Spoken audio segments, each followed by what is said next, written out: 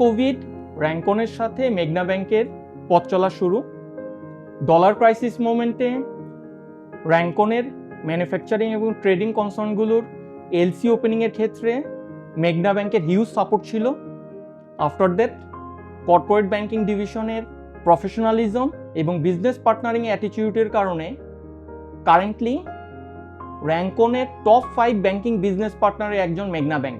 মেঘনা ব্যাংকের current strength হলো তাদের ম্যান পাওয়ার, যেটা বেসিক্যালি আমাদেরকে যারা কর্পোরেট ব্যাংকিং করি তাদের যে কোনো ধরনের কর্পোরেট রিলেটেড যে কোনো চ্যালেঞ্জ আসুক, যে কোনো রিকোয়ারমেন্ট থাকুক, তারা প্রপারলি অ্যাড্রেস করে এবং একটা শর্ট টাইমে এই সলিউশন দেওয়ার চেষ্টা করে, যেটা কম্পারেটিভলি আদার ব্যাংকের থেকে আমি ডিফারেন্সিয়েট করতে চাইলে মেঘনা ব্যাংকে এই পয়েন্টটি স্পেশালি ডিফারেন্সিয়েট করব।